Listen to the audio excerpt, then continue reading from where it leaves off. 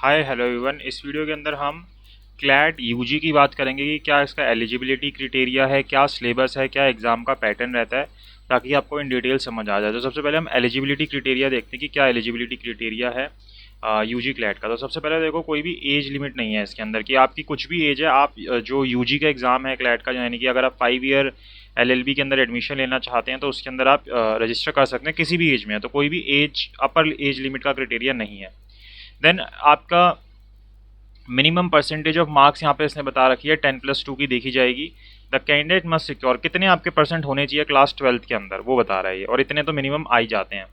45% marks और equivalent in belonging to general, OBC, PWD, NRI, PIO, OCI categories में, यानी कि आपको 45% मार्क्स मिनिमम चाहिए। और अगर आप एससी एसटी हो तो अगर आपके 40% मार्क्स है तब भी आपका काम चल जाएगा। तो यानी कि 45% for general and 40% for SC ST. अगर आपके इतने मार्क्स हैं तो आप एलिजिबल हो कि आप ये फॉर्म इसका फिल कर सकते होते हो। ठीक है, कोई भी अपर एज लिमिट नहीं है। Then candidate who are appearing in the qualifying examination are also eligible to appear in CLAT 22 examination. However, they shall be required to produce an evidence of their passing the qualifying examination at a time. यानी कि अगर आप 12th class के exam जब दे रहे होते हो ना, यानी कि जैसे इसने 2022 का लिखा हुआ है, ऐसी 2023 में या 24 में जब भी आप अपने एग्जाम दे रहे होगे ना, तो एग्जाम देते देते you are eligible for giving CLAT entrance. यानी क्लैट देने के लिए आप एलिजिबल रहोगे। ज़रूरी नहीं है कि आप 12th में पास हो चुके हो। आपका अगर अभी रिजल्ट पेंडिंग भी है तो भी आप क्लैट का एग्ज़ाम दे सकते हो। जैसे अभी 19 जून को जो एग्ज़ाम हुआ था, वहाँ पे जिन बच्चों का रिजल्ट नहीं भी आया था वो बच्चे भी क्लैट का एंट्रेंस दे सकते होते हैं, यानी कि अपना फॉर्म फिल कर सकते होते हैं रिजल्ट अवेटेड लिख के कि जो क्लास 12th है उसका रिजल्ट जो है वो अवेटेड है। तो इस तरीके से आप कर सकते होते हो रिजल्ट अवेटेड के तौर पर।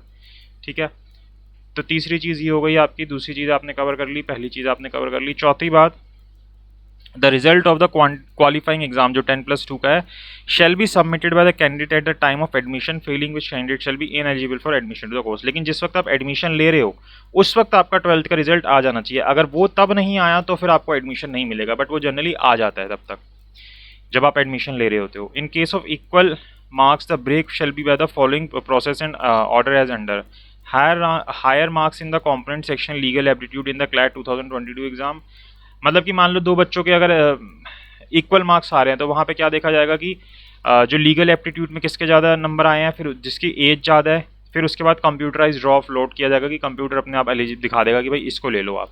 तो ये आपकी एलिजिबिलिटी है कि इस तरीके से आपको एडमिशन मिल सकता है, ये अगर आपकी फुलफिल करते हो तो। ठीक है, फिर उसके बाद दूसरी चीज़ आती है सिलेबस कि हमारा सिलेबस क्या रहता है। तो यहाँ पे हमको सिलेबस देखना है कि सिलेबस क्या क्या कवर करना है अगर आपको ये क्लैट का एग्ज़ाम देना है। तो सिलेबस बहुत मुश्किल नहीं है, बट इट नीड्स प्रैक्टिस। जो चीज़ें हमने 12th तक पढ़ी हैं या 12th तक पढ़ते आ रहे हैं वही चीज़ें यहाँ सिलेबस के अंदर इंक्लूडेड है। तो वही चीज़ें आपने करनी है, उसी को इन डिटेल करना है। तो हम देखते हैं क्या क्या चीज़ें हैं इसके अंदर। ठीक है, तो पहली चीज़ क्या आती है,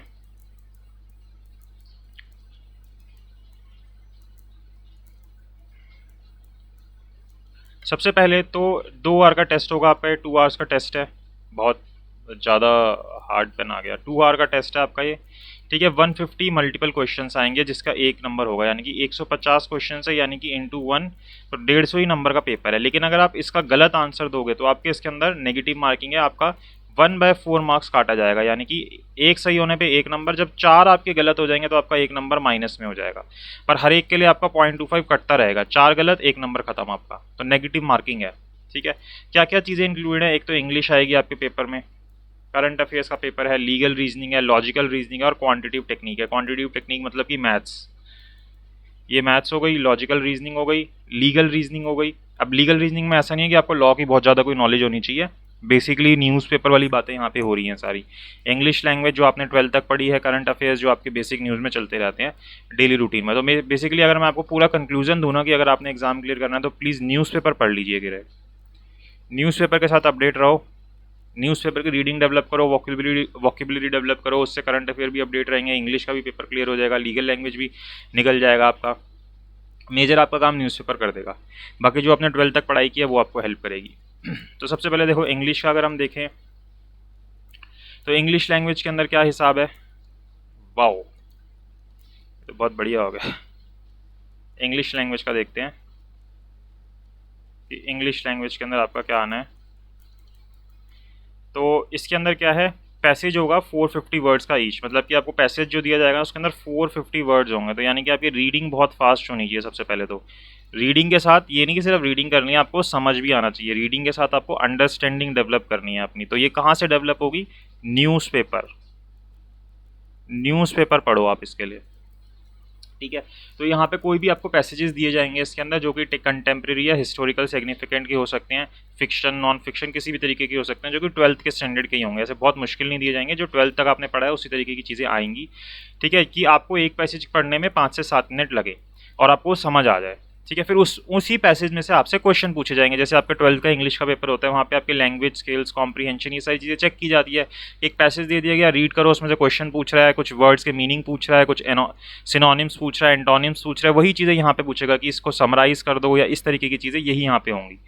तो यही चीज़ें आपने करनी है कि आपको उसका इन्फ्रेंस निकालना है, कंक्लूजन निकालना है कि क्या कंक्लूजन है इस पैसेज का, समराइज़ करना है उसको, ठीक है। अलग अलग व्यू पॉइंट्स क्या दिए गए हैं उनके बीच में कंपेयर करना, उनको मीनिंग समझना उसका, उसके अंदर अलग अलग वर्ड्स या फ्रेजेस का मीनिंग समझना, जैसे जंबल वर्ड्स वगैरह जो आप जितना करते आ रहे हो 6-7 क्लास से पूरे 12th क्लास तक, जितना आपने इंग्लिश में चीज़ें पढ़ी हैं वही चीज़ें यहाँ पे पूछ रहा है पैसेज में से। तो ये आपका बहुत सिंपल है, ये आपका ईजिली हो जाएगा, ठीक है। बस आपको क्या करना है, प्रैक्टिस करना है, तो ये आराम से निकल जाएगा। फिर उसके बाद हम अगले सब्जेक्ट के ऊपर आते हैं।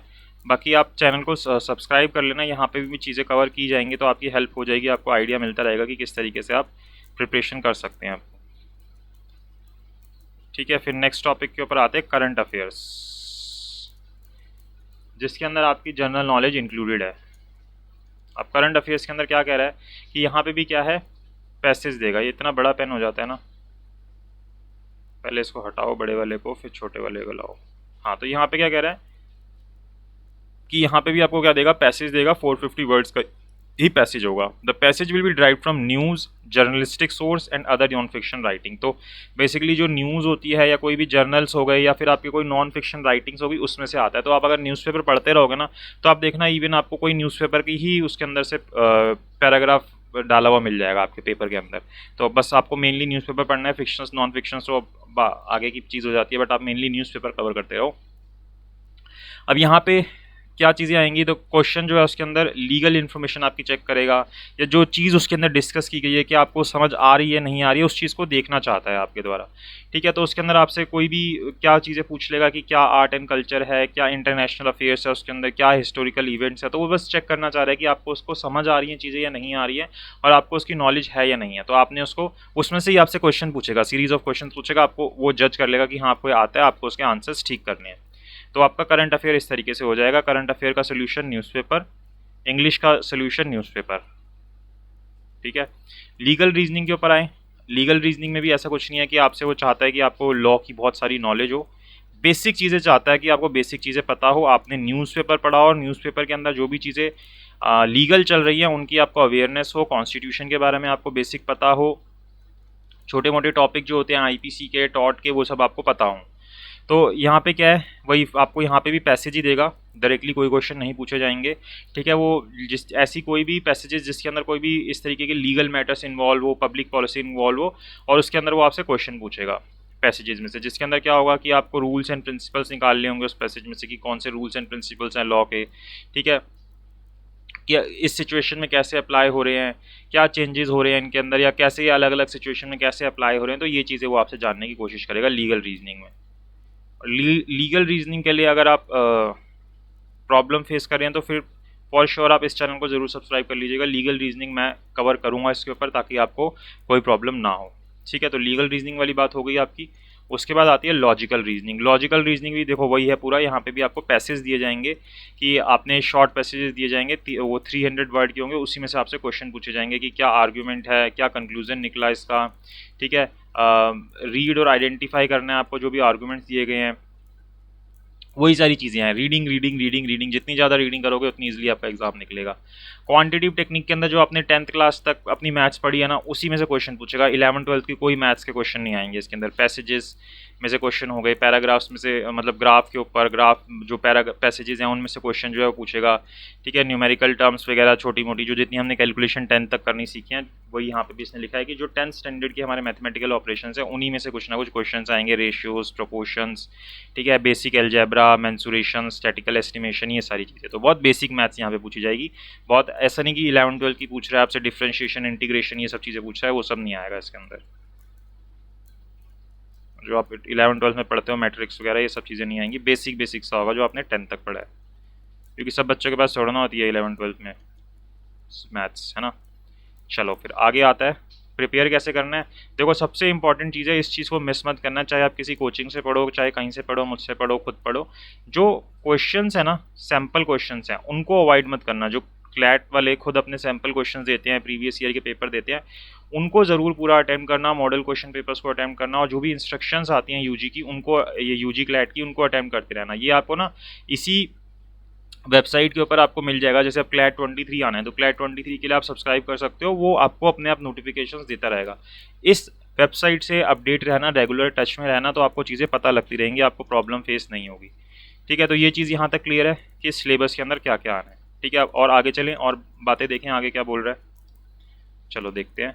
उसके बाद क्वेश्चन पेपर का फॉर्मेट बता रहा है। तो क्वेश्चन पेपर का फॉर्मेट क्या है, मैक्सिमम मार्क्स कितने हैं, बोल रहा है भाई मैक्सिमम 150 है, तो हमें समझ आ गया था। कितनी देर का पेपर होगा, 2 घंटे का होगा। कितने क्वेश्चन होंगे, 150 क्वेश्चन होंगे, ये भी हमें बात समझ आ गई थी। अगर आप गलत आंसर करोगे तो 0.25 मार्क जो है उसमें से कटेंगे। फिर ये बता रहा है कि किस पेपर की कितनी वेटेज है। जैसे आपका इंग्लिश लैंग्वेज है तो इसमें से 28 से 32 क्वेश्चन आएंगे, यानी कि 20% वेटेज है। करंट अफेयर का जो है उसके अंदर आपके 35 से 39 क्वेश्चन आएंगे, यानी 35 to 39 क्वेश्चन आएंगे, 25% की वेटेज है। लीगल रीजनिंग में 35 to 39 आएंगे, 25% की वेटेज है। लॉजिकल रीजनिंग में 28 से 32 क्वेश्चन आएंगे, 20% की वेटेज है। और क्वांटिटिव टेक्निक्स के अंदर 13 से 17 क्वेश्चन आएंगे, 10% की वेटेज है। तो आपका जो ये 2 टॉपिक्स हैं, ये सबसे ज़्यादा वेटेज के हैं, यानी कि लीगल रीजनिंग और करंट अफेयर्स। इसमें से मेजर क्वेश्चंस आ रहे हैं आपके, एंड देन आपकी सेकंड वेटेज जो है इन दोनों को जानी चाहिए, और सबसे लीस्ट वेटेज जो है क्वांटिटिव टेक्निक को जानी चाहिए। तो ये आपका पैटर्न रहता है एग्जाम का, कि किस तरीके से आपसे क्वेश्चन एग्जाम में पूछे जाते हैं। ईजी है, समझ आ रही हैं चीज़ें, तो आराम से हो जाएगा। ठीक है, तो यही बेसिक है जो आपको पता होना चाहिए अपने एग्ज़ाम के बारे में, कि किस तरीके से होता है। तो यहाँ से आपको, और ये आपको पार्टिसिपेटिंग यूनिवर्सिटीज़ पता चल जाएंगी कि ये यूनिवर्सिटीज़ में आप एडमिशन ले सकते हो एग्ज़ाम देने के बाद, एज़ पर योर मार्क्स, कि आपको किस में एडमिशन मिलेगा। ठीक है, तो काफ़ी सारी हैं यहाँ पे जो NLUs हैं, नेशनल लॉ यूनिवर्सिटीज़ हैं, बेंगलुरु है, हैदराबाद है, भोपाल है, कोलकाता है, तो अलग अलग हैं इसके अंदर, काफ़ी सारी हैं। तो ये आप वेबसाइट पे चेक कर सकते हैं। कंसोर्टियम ऑफ NLUs.ac.in करके वेबसाइट है, उसको आप प्लीज़ सर्च कीजिए, उसके ऊपर रेगुलर टच में रहिए अगर आप क्लैट करना चाहते हैं तो। और फिर अगर आप अब जो नेक्स्ट क्लैट होना है 2023 का, उसके लिए यहाँ क्लैट 2023 पे क्लिक करके यहाँ अपनी डिटेल डाल दीजिए। तो यहाँ पे ही आपका कोई फॉर्म फिल नहीं होगा, लेकिन जितनी भी चीज़ें अपडेट होती रहेंगी ना, वो आपको जो क्लैट का ये जो एक तरीके से ऑफिशियल्स हैं, यहाँ आपको चीज़ों के साथ with passage of time update करते रहेंगे कि क्या चीज़ चल रही है, क्या चीज़ होनी है, ताकि आपको चीज़ें पता चलती रहे, आपको किसी के ऊपर डिपेंड ना होना पड़े। तो इसको आप ज़रूर फॉर्म फिल करके, बस आपको अपना क्या करना है, नाम, ईमेल एड्रेस और मोबाइल नंबर देना है, आपको सारी अपडेट्स आती रहेंगी। तो मेरे को लगता है कि आपको काफ़ी चीज़ें क्लियर हो गई होंगी क्लैट से रिलेटिंग, क्या सिलेबस है, कैसे आप चेक कर सकते हैं इसके सिलेबस को, और कैसे आपको प्रिपेयर करना है इसके लिए। बाकी आप चैनल को सब्सक्राइब जरूर कीजिएगा, यहाँ पे भी हम प्रिपरेशन करते रहेंगे। और अगर आप कोचिंग लेना चाहते हैं तो ये आपकी स्क्रीन के ऊपर नंबर शो हो रहा है, इसके ऊपर आप मुझे व्हाट्सएप कर सकते हैं 7531000390 के ऊपर, आपको सारी डिटेल्स मिल जाएंगी और आप अपनी प्रिपरेशन कर पाएंगे। Thank you so much for watching this video.